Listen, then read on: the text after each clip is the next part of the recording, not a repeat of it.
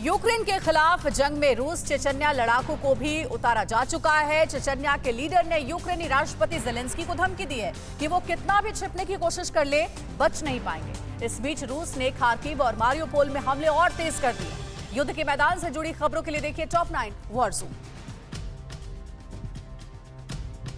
यूक्रेनी राष्ट्रपति ज़ेलेंस्की ने ब्रिटेन के प्रधानमंत्री बोरिस जॉनसन और चेक रिपब्लिक के प्रधानमंत्री पेटर फियाला से कल फोन पर बात की है। ज़ेलेंस्की ने दोनों नेताओं को बताया कि रूस नागरिकों को भी निशाना बना रहा है।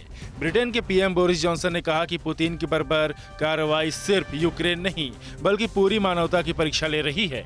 उन्होंने कहा कि इस विनाशकारी संघर्ष को खत्म करने के लिए हम यूक्रेन के साथ मजबूती से खड़े हैं। Ассаламу алейкум. Хочу сказать всем, что ближайшие... चेचन्या रिपब्लिक के हेड रमजान कादिरोव ने यूक्रेनी राष्ट्रपति ज़ेलेंस्की को धमकी देते हुए कहा कि वे कहीं भी छिपने की कोशिश कर लें, चेचन्या के लड़ाके उन्हें पकड़ लेंगे तो बच नहीं पाएंगे।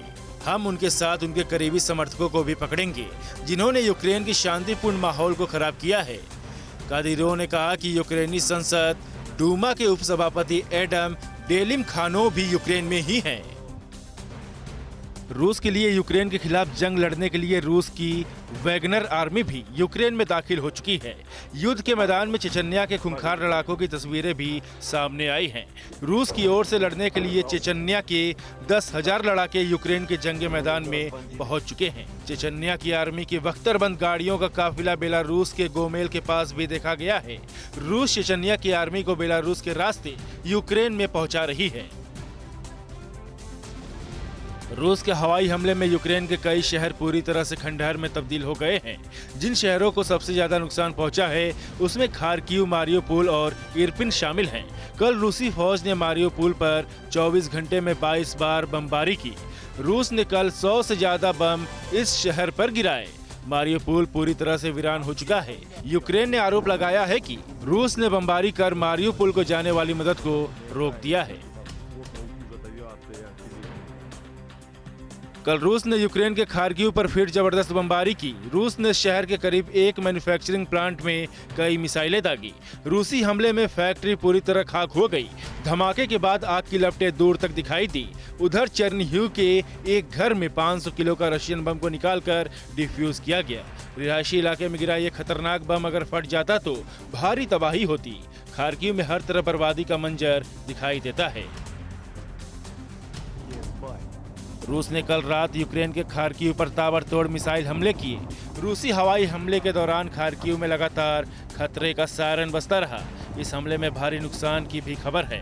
इससे पहले रूस ने खार्किव के गैस ट्रीटमेंट प्लांट को निशाना बनाकर बड़ा हमला बोला। इस हमले के बाद आग की लपटों में घिरा नजर आया पूरा प्लांट। रूस के हमले में गैस ट्रीटमेंट प्लांट पूरी तरह से बर्बाद हो गया है। जंग के मैदान में यूक्रेन भी पूरी ताकत के साथ रूस पर पलटवार कर रहा है। उत्तर पूर्वी यूक्रेन में रूसी फौज के काफिले की बख्तरबंद गाड़ियों को यूक्रेनी सेना ने आग के हवाले कर दिया।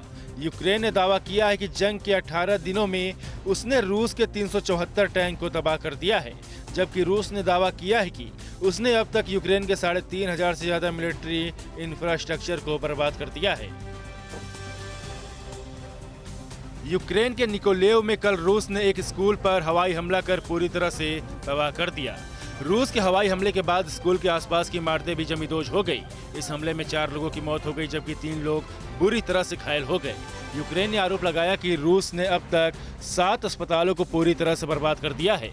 रूसी हमले में 6 मेडिकल स्टाफ मारे गए हैं। रूस के खिलाफ जंग में यूक्रेन के सिविल डिफेंस आर्मी भी रूसी फौज से लोहा ले रही है। यूक्रेन के टर्नोपिल में छात्र और छात्राओं को हथियार चलाने की ट्रेनिंग दी जा रही है।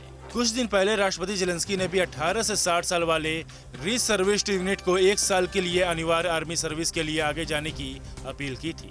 इसमें वैसे लोग होते हैं जो सेना में नियमित सेवा नहीं देते, लेकिन जरूरत पड़ने पर इन्हें बुलाया जा सकता है।